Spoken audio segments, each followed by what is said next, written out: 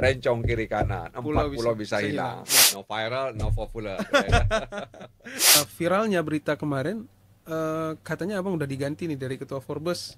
Itu gimana kemudian bang? Itu mungkin beberapa orang menilai ini kalau misalnya masuk wilayah Aceh agak ribet nih Iya, urusannya. iya. Itu gara-gara Rapli masuk PKS. Oke. Abang diminta pindah oleh partai saat Saya itu. pindah sendiri. Oke. Karena Rapli datang ke saya, dia bilang mau masuk ke PKS karena dia sudah datang ke partai-partai lain, Aha. tapi nomornya nggak sesuai.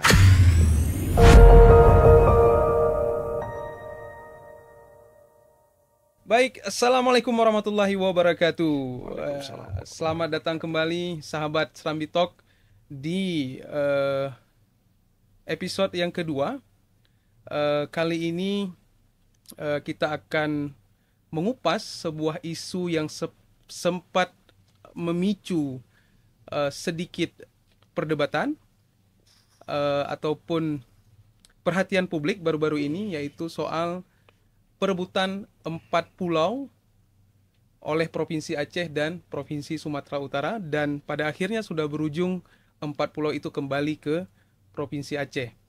4 pulau tersebut seperti yang kita ketahui adalah Pulau Panjang, Pulau Lipan, Pulau Mangkir Gadang, dan Pulau Mangkir Ketek yang ada di wilayah Aceh Singkil.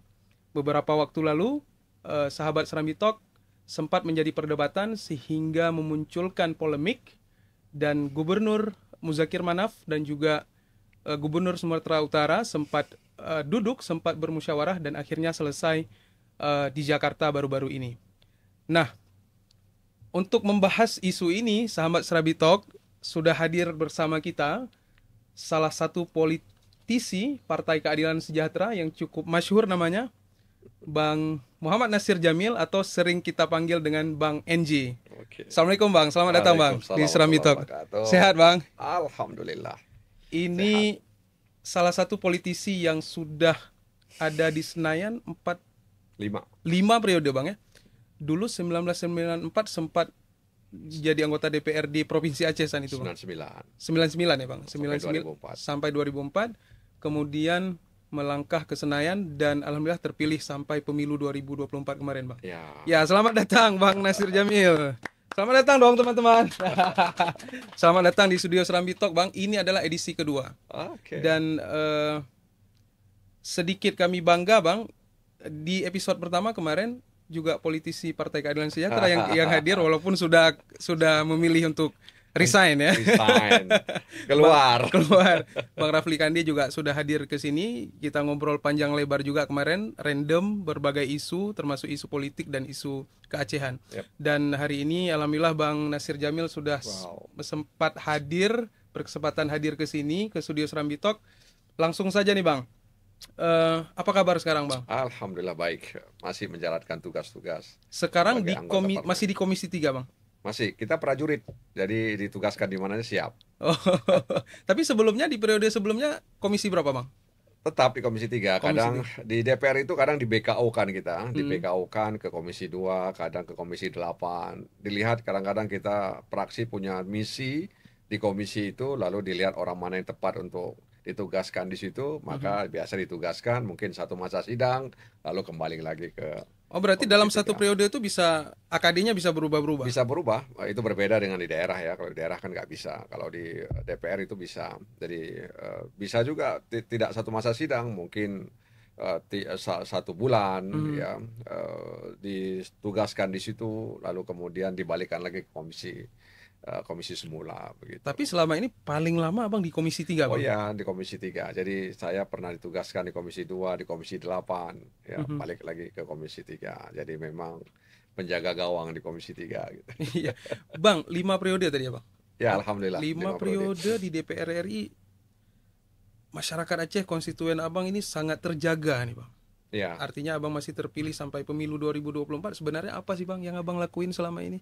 Jadi begini, tidak semua pemilih itu bisa disuap dengan uang. Tidak semua. Jadi masyarakat Aceh ini kan karakternya kan keras ya. Masyarakat Aceh ini kan dia suka kalau ada wakil-wakil mereka itu bicara di level nasional, ya, menjadi narasumber di televisi, radio, kemudian seminar dan lain sebagainya.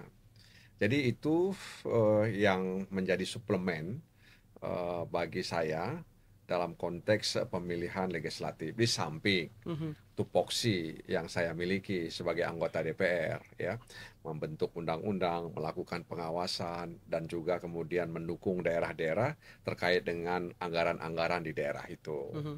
Jadi di samping tiga hal tadi itu, maka ada hal lain yang saya lakukan, yaitu mengentertain diri dengan kegiatan-kegiatan diskusi yang bersifat intelektual, yang bersifat ilmiah. Jadi di samping memuaskan perasaan dan akal para pemilih konstituen, ya daerah-daerah itu juga saya bantu ya dalam konteks misalnya pembangunan infrastruktur, ya, kemudian sarana pertanian, alat-alat pertanian, ya. Jadi kemudian juga dalam konteks penegakan hukum, ya, memastikan bahwa penegakan hukum itu tidak menyimpang, ya kan, ya misalnya saya minta sama Kapolri, tolong dong itu pos-pos masuk Sumatera Utara itu sangat mengganggu orang Aceh sehingga dibongkar, Mhm. dan, Iya, iya, dan iya. sampai Beberapa tahun lalu ya, sekarang, Bang. ya Itu sempat sampai sekarang viral.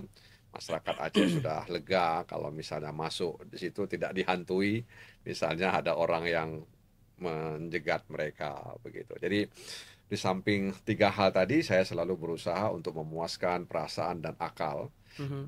konstituen saya dengan tampil di media-media nasional. Kalau jumlah suara, Bang, dari periode sebelumnya itu Ya sebenarnya bertambah relatif konsisten, relatif ya, konsisten. relatif konsisten. Memang periode kemarin terakhir ini 2024 itu kan banyak dinilai oleh banyak orang sebagai pemilu yang paling brutal gitu ya, barbar, ya. Politik uang begitu Masif ya, ganas, masif, ya, masif sekali. bahkan TSM lah kira-kira Iya, gitu iya, ya. iya. Jadi terstruktur, sistematis dan masif Masif begitu. ya. Dan itu terjadi di seluruh Indonesia. Indonesia. Jadi memang pemilu kemarin itu benar-benar pemilu yang tidak mencerminkan kedaulatan Mhm. rakyat begitu.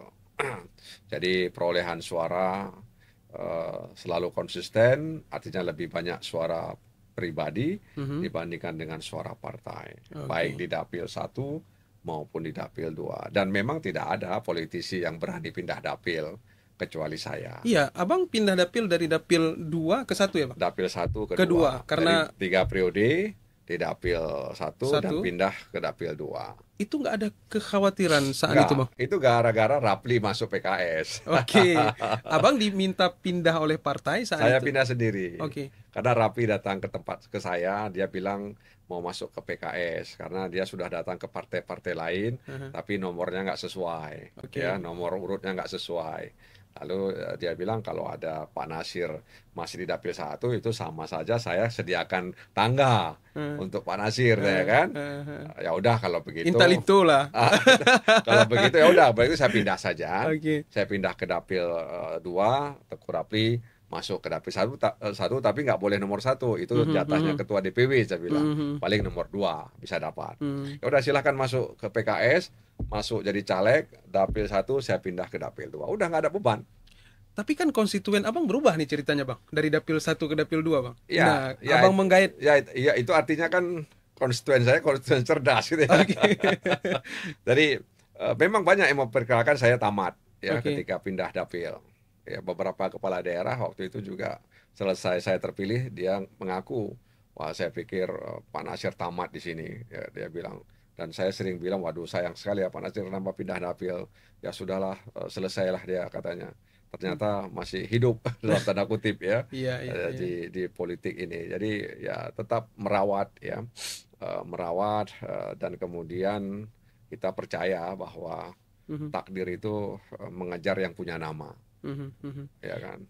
Oke. Tapi dengan konstituen di dapil 1 sampai saat ini masih terus Ya masih berkomunikasi, Bang. masih komunikasi dengan ketua-ketua DPD-nya juga masih komunikasi, bahkan juga ada bantuan-bantuan meskipun tidak masif seperti di dapil 2. Ya karena kan sudah tanggung jawab anggota DPR yang dapil 1 kan Mhm. untuk menindaklanjuti aspirasi yang ada di dapil 1 tersebut. Untuk periode ini, Bang, fokus Abang apa nih untuk 13 kabupaten ya, Bang? 12. Ya, 8. Lo Ya, 8 kabupaten. 8 kabupaten. Apa Mulai yang dari paling Aceh fokus? Tamiang sampai ke Aceh Tengah. Aceh Tengah. Apa kira-kira paling fokus? Sebenarnya politisi itu seperti supermarket ya. Hmm. Dia nggak menjual barang khusus begitu. Jadi supermarket itu kalau kita masuk ke supermarket ada ikan, Ada semua. ada semua Oke. begitu ya. Ada ikan, Iya. kemudian ada lemari bahkan ada peralatan olahraga dan lain sebagainya. Mhm. Jadi memang DPR itu sangat general dia, ya, Mhm. sangat general. Nah, oleh karena itu ketika ditanya apa namanya temanya itu, Mhm. ya maka temanya merujuk kepada tupoksi anggota parlemen dan juga advokasi ya masyarakat di sana, ya. Oke. Advokasi masyarakat sesuai dengan relasi yang kita bangun. Jadi selain kita membangun relasi dengan mitra kerja, kita juga membangun relasi di luar mitra kerja sehingga hal-hal yang berhubungan yang tidak dengan mitra kerja kita ya itu bisa kita tindak lanjuti. Misalnya soal pertanian kan bukan urusan saya itu. Mhm. Urusan jalan itu kan bukan urusan saya itu. Cabai, bawang dan lain sebagainya, masuk listrik ya, itu kan bukan urusan saya. Rumah rehab macam-macam itu bukan urusan saya, tapi saya memfasilitasi dengan mitra lain di luar mitra Komisi Komisi 3 3 akhirnya dapatlah terrealisasi. ya rumah rehab, jalan perdesaan, jalan pertanian ya Mhm. dalam rangka menunjang ketahanan pangan di daerah itu. Baik.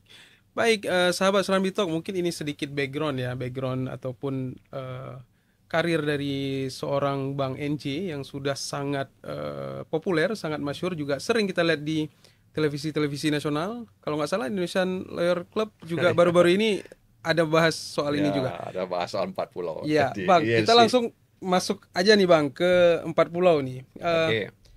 Kasus ataupun polemik 4 pulau antara Sumatera Utara dan Aceh ini kan mencuat setelah keluarnya keputusan Mendagri tahun 2025 tentang pemberian dan pemutakhiran kode serta data wilayah administrasi pemerintahan dan pulau. Nah, tiba-tiba ini menjadi polemik dan Gubernur Aceh Mualim ataupun Muzakir Manaf langsung menyambut ini dengan sangat responsif saat itu, dan terjadi juga Gubernur Sumatera Utara datang ke sini untuk musyawarah, dan saat itu juga terjadi sedikit apa ya Bang, katanya Mualim langsung meninggalkan Ya, ya. Bobby, tapi memang ada kepentingan lainnya di wilayah Barsela. Dan eh, orang Aceh Bang, masyarakat Aceh dan pemerintah Aceh tentunya tidak menerima itu karena memang ada regulasi sebelumnya itu di tahun 1992 ya Bang, kalau nggak salah, keputusan Mendagri juga Ya. yang di mana Gubernur Aceh saat itu Ibrahim Hasan dan Gubernur Sumatera Utara Raja Inal Siregar yang memang sudah menetapkan wilayah itu masuk ke Provinsi Aceh, juga UUPA Bang. Mm-mm. Nah, Abang bersama 13-12 yang lainnya di Forbes saat itu Bang di DPR RI ketika melihat keputusan Mendagri tahun 2025 itu seperti apa Bang?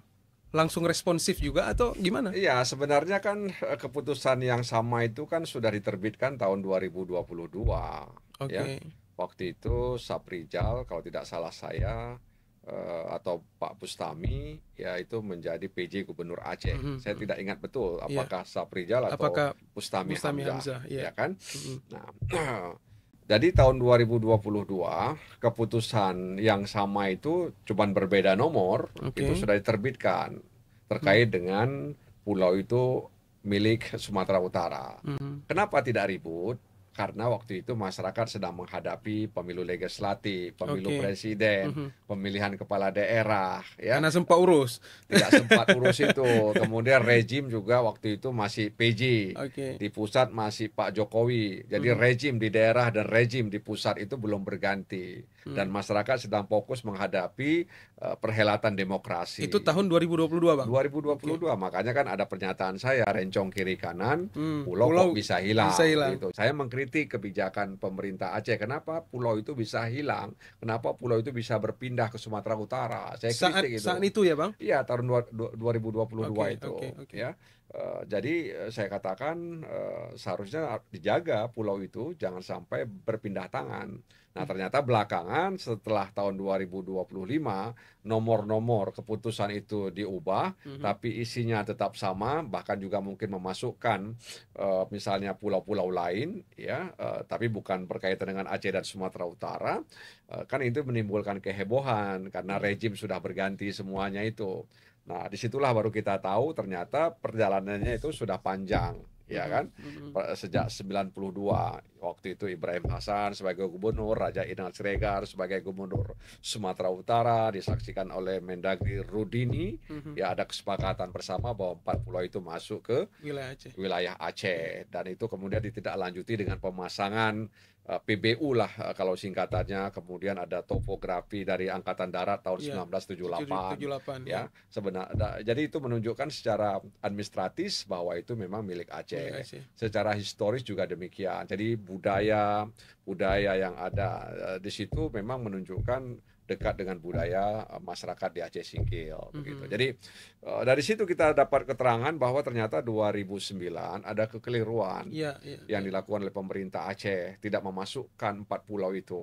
Mhm. Jadi 260 nama pulau, ya, dimasukkan ke Mendagri, dilaporkan tapi minus empat Minus pulau 4. ini. Iya. Sementara Sumatera Utara memasukkan 4 pulau ini dalam wilayah Itu mereka. masa Gubernur Irwandi berarti, Bang? Kalau tidak salah seperti itu. Irwandi Yusuf, ya. Jadi kekeliruan itu disadari, ya Mhm. disadari, kemudian berusaha untuk mengubah koordinat. Oke. Berulang kali memang dilakukan upaya agar koordinatnya diganti dan pulau itu masuk ke Aceh, tapi tidak digubris oleh Mhm. pemerintah pusat, dalam hal ini Kementerian Dalam Negeri.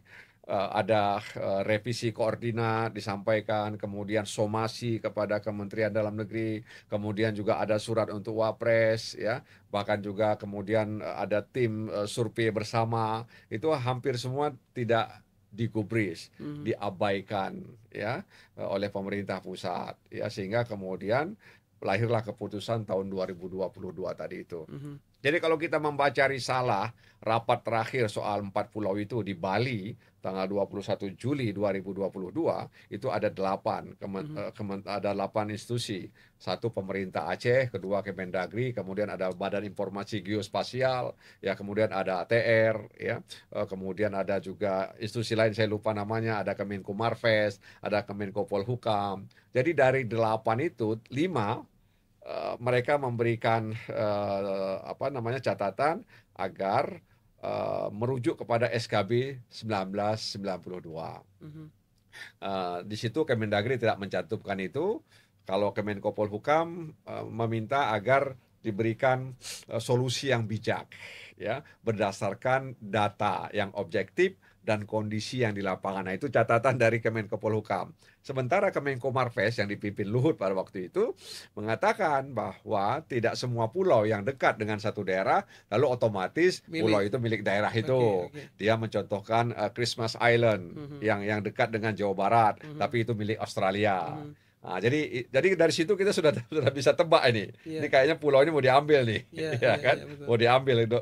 Ini karena 5 dari 8 yang rapat, 5 itu meminta agar 4 pulau itu, ya, sengketa pulau itu atau kepemilikan pulau itu merujuk kepada SKB 1992. Jadi dari situ, dari perjalanan itu kita tahu bahwa ada kekeliruan pada waktu itu, dan itu sudah direvisi dan kemudian sudah disampaikan tapi tidak digubris. Jadi Iya. memang menyebabkan adanya silap baju kaico you. Silap baju kaico. Jadi betul saya bilang kan, jadi tahun 2022 itu seperti membenarkan apa yang saya katakan, rencong kiri kanan, Pulau 4 bisa pulau bisa bisa hilang. hilang. Ya. Artinya Abang juga sudah bersuara dong, Bang, ya. Dari tahun 2022 Abang Sudah sudah. bersuara, tapi Hmm. karena tadi itu kita sedang sibuk, ya, Mhm. Mhm. akhirnya orang mengabaikan itu. Oke. Bang, isu 40 ini cukup menyita perhatian publik se-Indonesia. Berbarengan juga dengan aksi demonstrasi Greenpeace tentang Raja Ampat. Jadi kayak berbarengan nih Bang isunya. Seberapa penting sebenarnya ini Bang 40 ini bagi kita masyarakat Aceh nih Bang? Ya, ini kan soal rasa memiliki, bukan Oke. hanya soal batas koordinat, Mhm. ya. Makanya saya sering katakan bahwa sejarah Aceh itu adalah sejarah Indonesia. Mhm. Jadi ini soal rasa memiliki, ya. Oleh karena itu ketika ditanya seberapa besar urgensi pulau itu untuk Aceh, ya itu tadi, karena itu adalah identitas, ya. Oke. Nah, karenanya tidak kemudian bisa seenaknya saja dipindahkan, Mhm. ya. Belum lagi kalau kemudian kita lihat, ya itu bahagian dari keutuhan ya wilayah di Aceh itu sendiri. Meskipun memang pulau-pulau itu adalah bahagian dari negara Kesatuan NKRI. Republik Mhm. Indonesia. Nah, oleh karena itu ini menyangkut rasa memiliki, ini menyangkut dengan identitas, ini menyangkut dengan historis, ya maka kemudian kita perlu ya memiliki dan memastikan bahwa empat pulau itu bahagian dari wilayah administrasi di Kabupaten Aceh Singkil, Provinsi Aceh. Oke. Tapi ada nggak Bang isu di balik ini karena tahun 2021 kalau nggak salah Bang pemerintah pusat itu sempat menandatangani MOU kerjasama dengan UAE Iya, ya. Nah, waktu itu empat ya empat pulau ini Bang masuk ke wilayah kerja yang akan dilakukan kerjasama atau enggak iya, nih? rencananya kan itu mau masuk itu kan akan dijadikan kawasan ekonomi khusus Iya, iya. pariwisata ya. Waktu itu PLT-nya Nova Iriansa tahun 2020, kemudian ketika dia apa namanya tahun 2021 kan kita heboh ya di media Iya, Serambi iya. juga ada headline di Mhm. halaman depan kunjungan mereka ke Uni Emirat Iya, iya, Arab iya, ya. iya. Ada beberapa orang diajak ke sana tapi kemudian ada yang nggak dikasih masuk kan waktu itu ceritanya begitu kalau Betul, betul, seingat betul. saya. Jadi waktu itu memang sudah dibangun penjajakan kerjasama di investasi di bidang pariwisata Mhm. dan kemudian gagal, ya kan? Gagal sampai hari ini tidak tahu kenapa bisa gagal. Alasan Luhut waktu itu karena investornya dibawa naik mobil Innova, ya kalau tidak salah waktu itu Dari ini ya Bang, dari Medan ya? dari Medan dan itu kan saya yang tanya di rapat Badan Anggaran Iya. DPR RI. Saya Eh, tanya kenapa Pak Luhut rencana investasi dari Dubai, Emirat Arab itu gagal. bisa gagal ya alasannya itu dan itu sebenarnya alasan yang dibuat-buat menurut Mhm, saya mhm, ya mhm. alasan yang dibuat-buat. Nah, oleh karena itu menurut saya memang ini sudah dilihat sebagai tempat yang sangat eksotik gitu ya. Mhm. Makanya ada keinginan untuk menginvestasi. Nah, karenanya ya mungkin beberapa orang menilai ini kalau misalnya masuk wilayah Aceh agak ribet nih Iya, urusannya. iya, iya. Ini soal investasi katanya Bang. Ya Kalau bisa jadi. Jadi bukan hanya soal potensi pariwisata ya, mungkin potensi migas juga ada di mhm, mhm. dalamnya. Karena di situ kan ada Blok Singkil Sibolga Oke. ya. Mhm, Jadi memang kita lihat ya, potensi migas itu memang otoritasnya SKK Migas mhm. untuk menyampaikan kepada masyarakat apakah ada potensi migas di sana dan kalaupun ada berapa cadangan migas yang ada di dalamnya itu SKK Migas yang punya otoritas ya. Memang tidak jauh dari tempat itu kan ada offshore ya. Mhm. Ada offshore, ada blok Melabuh ya. Jadi ada OSWA istilahnya ya, offshore West Aceh.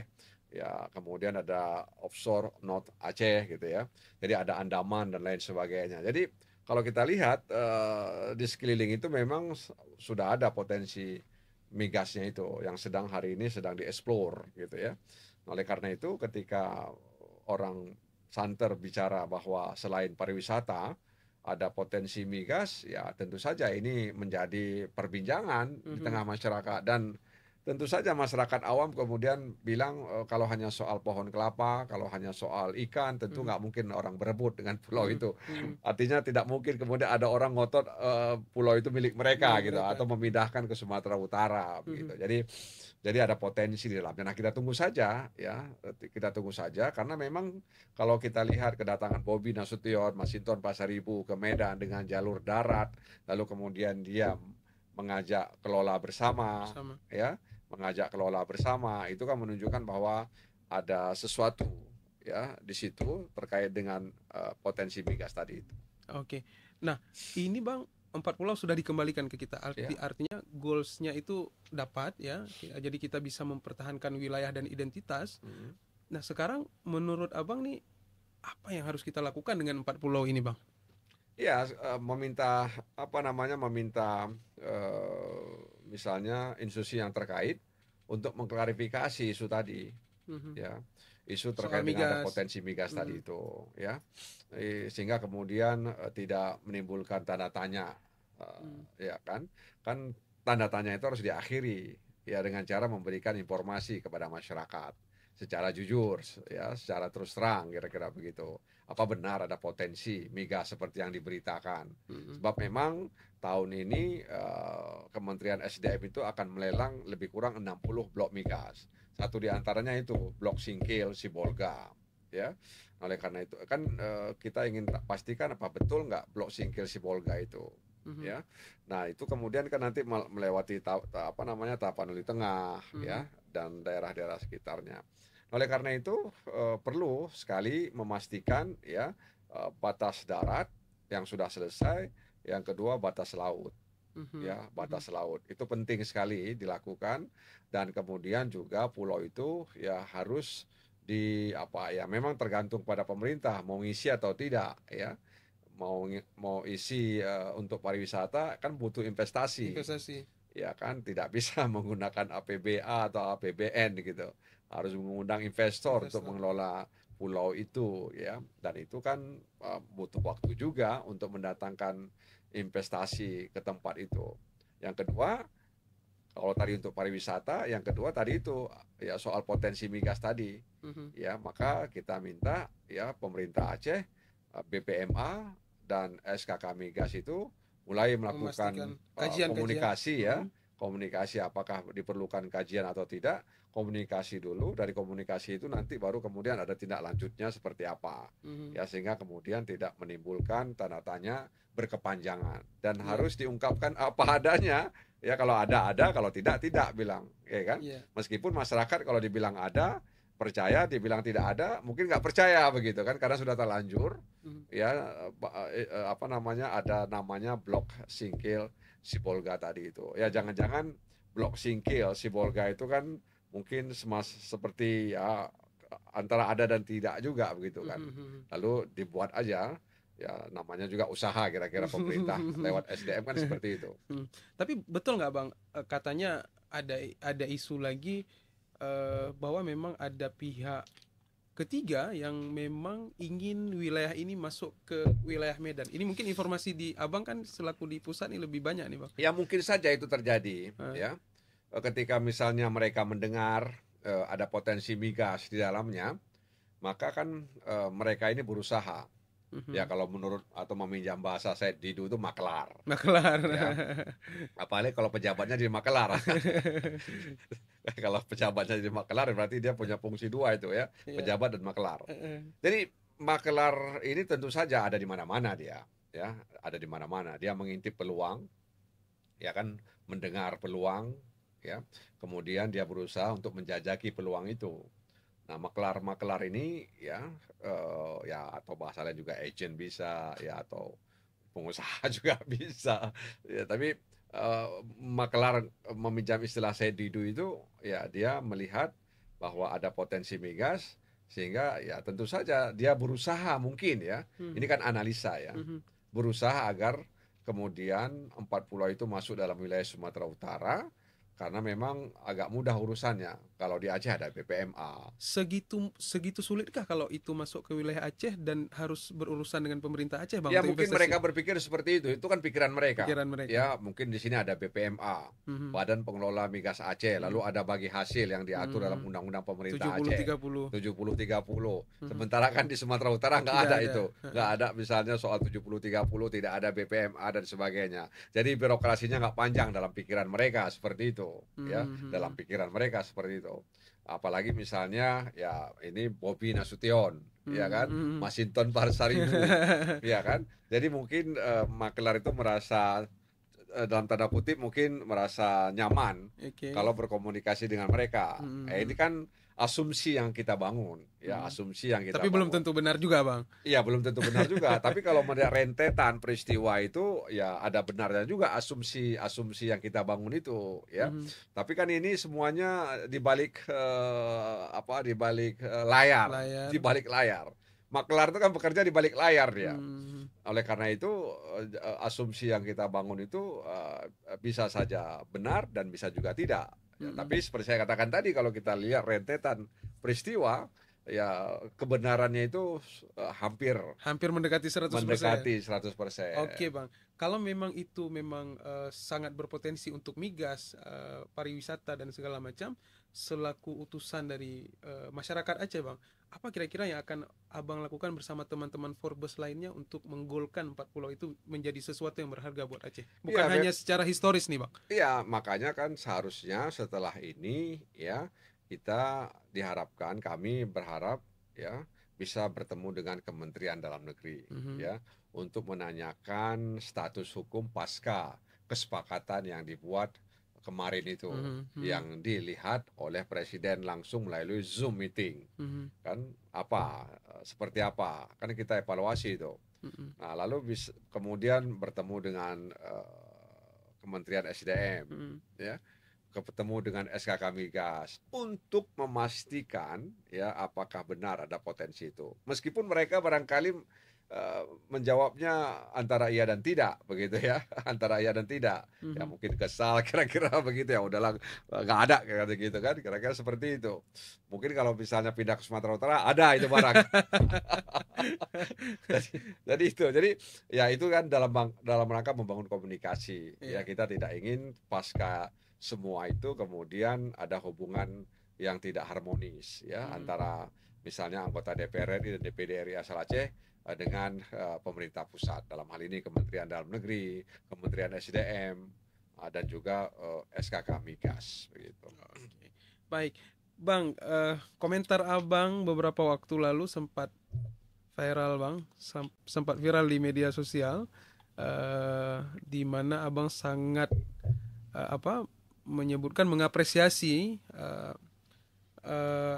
keinginan Gubernur Sumatera Utara untuk mengelola bersama empat pulau ini, dan ini komentar Abang sempat viral Bang di sosial media, di Instagram, di TikTok, di semua platform sosial media. Dan Abang juga sedikit bereaksi kalau saya nggak salah Bang di Hmm. Instagram, dengan komentar dengan akun resmi Abang. Hmm. Komentar Abang terkait itu Bang. No viral, no popular. Ya.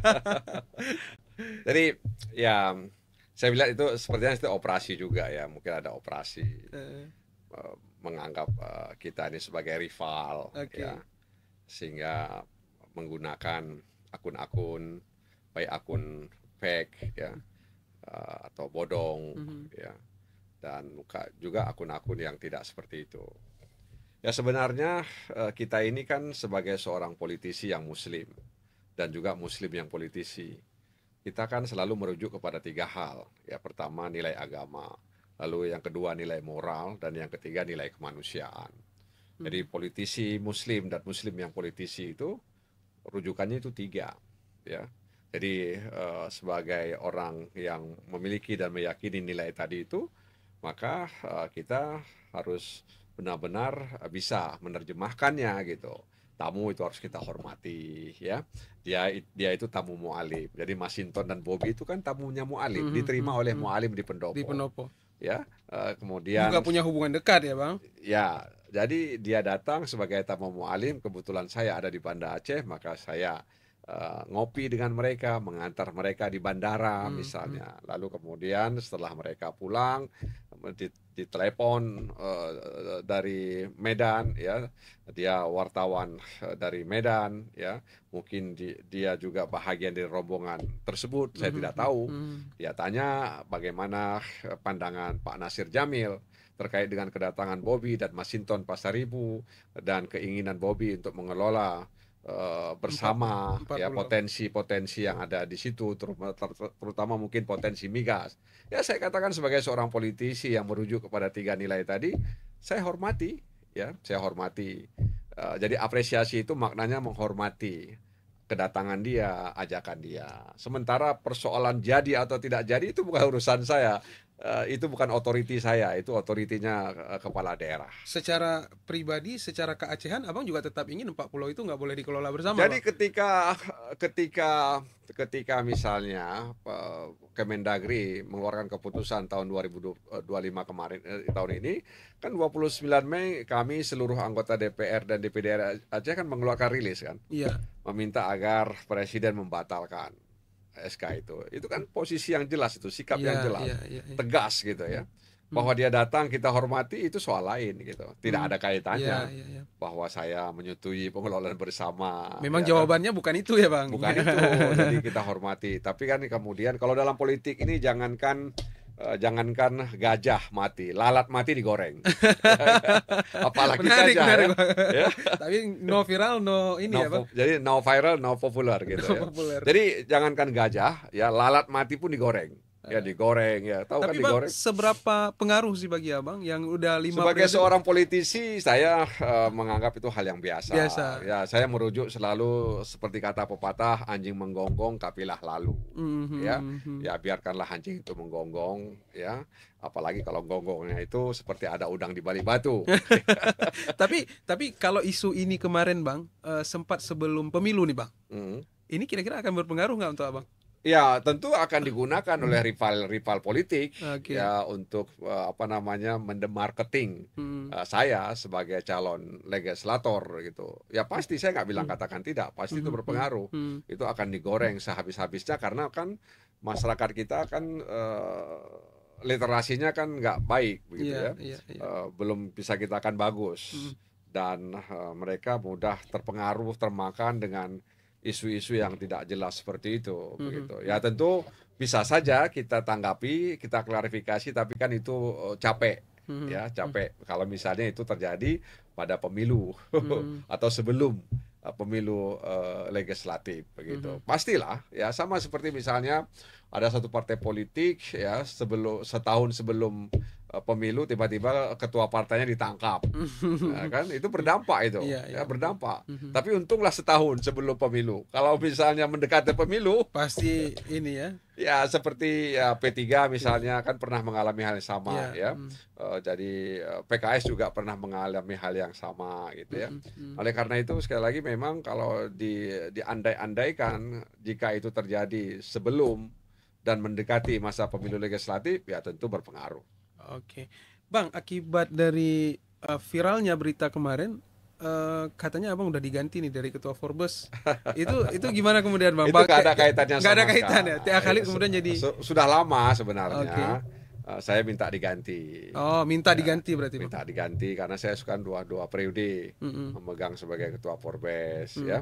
Dan Mualim waktu itu juga minta bagaimana kalau Tia Khalid jadi yang ketua menjadi ketua Forbes. Kita menghormati permintaan Mualim. Hanya saja ini pergantiannya di tengah isu yang seperti ini Bang. Ya, jadi kemudian dikait-kaitkan. Ya karena saya kan orangnya itu apa istilahnya nggak pernah berpikir jelek untuk orang. Ya, saya nggak pernah berpikir jelek untuk orang. Ya saya jalani aja dan saya tidak mau membebankan pikiran saya dengan hal-hal yang jelek itu. Ya padahal saya tahu ya semua itu saya tahu, tapi nggak bisa kita ceritakan di sini. Saya tahu semua di balik itu bagaimana apa maksud dan tujuan jasa. Tapi ya biarkan saja. Saya ingin mengalir begitu saja. Ya karena Mu'alim meminta kepada kami semuanya, lalu kemudian semua anggota yang hadir pada waktu itu menyetujuinya, akhirnya kita meminta Tia Khalid untuk menjadi ketua Forbes ya ke depan. Dan memang ada beberapa anggota meminta agar ketua Forbes ini jangan lama-lama. Ya ke depan mungkin apakah 1,5 tahun atau 2,5 tahun atau 2 tahun begitu. Itu ada beberapa anggota menyampaikan kepada saya. Ya kita lihat saja. Selama ini kan 5 tahun terus ya seperti saya 2 periode berarti hampir 10 tahun jadi ketua Forbes. Ini kan paguyuban sebenarnya, paguyuban yang orang semua disibukkan dengan kegiatannya masing-masing. Tapi ketika ada isu keacehan Bang, Forbes ini selalu disorot Bang selama ini. Oh ya. Ya, jadi artinya kan bukan hanya paguyuban dong Bang. Iya, paguyuban itu artinya bahwa tidak lepas dengan predikat sebagai anggota parlemen. Ketika ada isu keajehan tentu disorot, ya, disorot. Nah, oleh karena itu sekali lagi soal Tia Khalid menjadi ketua Forbes di tengah-tengah seperti itu memang ini sudah lama direncanakan dan kami juga legowo ya dengan permintaan Mualim tersebut ya. Ya silahkan saja ya dan yang lain juga bisa menerima, udah jalan, nggak ada misalnya berdebat nggak boleh, nggak bisa, nggak ada itu. Jadi benar-benar kami mengedepankan kepercayaan dan kemudian berharap agar siapapun yang menjadi koordinator Forbes itu bisa mengadvokasi isu-isu keacehan bersama anggotanya. Makanya sebenarnya seperti beberapa anggota pergi ke Singkil, ya, itu fardu kifayah. Tapi Fardu kifayah. memperjuangkan, Iya, mengembalikan atau mempertahankan pulau itu fardu ain. iya. Oke. Bang, mungkin ini yang terakhir Bang, komentar Abang sendiri untuk Gubernur Aceh, Muzakir Manaf ataupun Mualim yang sangat responsif terhadap isu ini dan memang betul-betul memperjuangkan dan begitu tegak lurus ya ketika beliau berbicara di media, termasuk saat berbicara setelah selesai. Nah, komentar Abang terkait Iya, posisi Mualim. jadi saya bisa katakan untung ada Mualim, ya, dan untung ada Prabowo, Oke. dan juga untung ada rakyat Aceh. Jadi rakyat Aceh, kemudian Mualim, dan Prabowo itu seperti tiga serangkai yang kemudian bisa mempertahankan pulau itu. Saya tidak yakin kalau bukan Mualim atau bukan Prabowo atau bukan suara rakyat Aceh, pulau itu masih bisa kita pertahankan. Nah, oleh karena itu Mualim meskipun beliau tidak banyak bicara karena partainya juga mayoritas di parlemen, dia mantan komandan gerakan Aceh Merdeka dan punya relasi yang kuat ya, yang bagus dengan Prabowo, sehingga kemudian keputusan ini dianggap banyak orang sebagai keputusan yang tepat, begitu ya, sebab keputusan ini kemudian meredakan ketegangan antara Aceh dan Jakarta, dan juga Jakarta dengan Aceh. Jadi patut kita apresiasi rakyat Aceh, Mualim, dan Presiden Prabowo. Oke, kalau misalnya gubernurnya bukan Mualim kemarin, misal gubernurnya Abang nih Bang kemarin, kira-kira itu bisa Abang pertahankan? Bisa juga ya, tapi Mualim itu kan punya kedekatan emosional yang sangat dekat dengan Prabowo, sehingga Prabowo bisa memahami Aceh, dan dalam pandangan Prabowo, Aceh itu begitu dekat dengan dirinya. Kita tahu ayahnya juga salah satu inisiator hadirnya Fakultas Ekonomi di Universitas Syah Kuala Sumitrojoyo Hadikusumo. Jadi Aceh bagi Prabowo itu bukan daerah yang baru, dia sudah lama kenal ya Aceh ini. Sehingga ketika terjadi peristiwa ini langsung dia putuskan kembalikan ke Aceh, dan tentu tidak ada kepentingan apapun dari presiden dengan pengambil alihan itu. Kalau sejak awal Abang pribadi ketika presiden ingin mengambil Saya alih, sudah menebak. sudah tebak Saya bahwa sudah akan tebak. kenapa Bang? Ya, Karena pasti, historis tadi. pasti Prabowo akan mengembalikan ke Aceh ya. Dan cuman kita nggak mau mendahului ya. Nanti Dan viral lagi Bang. kita sudah duduk dengan teman-teman, dengan ngobrol dengan Mualim Iya. dan sebagainya. Walaupun Mualim ketika ditanya media, ketika rapat di pendopo malam-malam itu ya dengan kami, dia tanya dengan Prabowo itu terakhir kan gitu dikatakan oleh Mualim. Walaupun Mualim sudah tahu itu ya, kita sudah duduk baik di Jakarta maupun di sini bicarakan soal pulau itu. Bahkan sehari sebelum rapat itu kita juga sudah dapat ya informasi bahwa memang ya Prabowo akan pasang badan untuk rakyat Aceh, dan karena dia memang sayang dengan rakyat Aceh. Oke, baik. Terima kasih Bang. Tepuk tangan dulu dong untuk Bang Nasir Jamil. Bang, makasih banyak Bang sudah hadir di Serambi Talk dan sangat menjawab sebenarnya apa yang sebenarnya fokus Serambi Talk hari ini tentang isu viral sih sebenarnya Bang.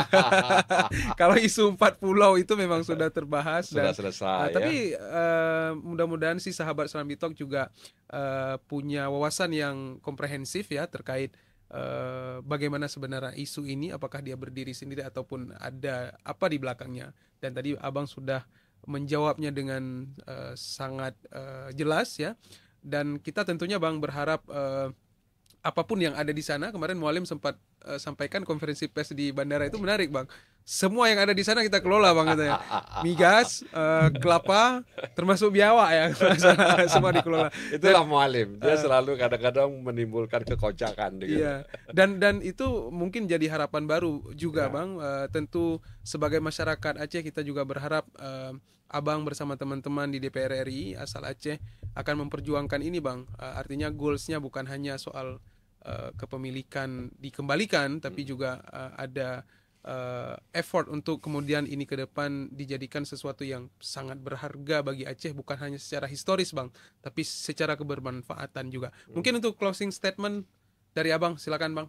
Ya, mari kita selalu menjaga kerukunan, kekompakan, dan fokus bagaimana bisa Aceh lebih baik ke depan. Sehingga kemudian lapangan pekerjaan terpenuhi, dan kemudian kebutuhan-kebutuhan masyarakat mudah didapat, sehingga Aceh bisa bersaing dan bersanding dengan daerah-daerah lainnya, dan kita tidak mau dengar lagi bahwa ada predikat daerah miskin untuk Serambi Mekah ini. Demikian. Oke, baik. Terima kasih Bang. Terima kasih sudah hadir. Pak Nasir Jamil, sukses selalu. Semoga semakin bersinar ke depan Bang. Amin, amin. Ada rencana calon gubernur Bang ke depan? Wait and see. Baik, terima kasih Bang. Terima kasih sudah hadir. Assalamualaikum warahmatullahi wabarakatuh. Waalaikumsalam warahmatullahi wabarakatuh.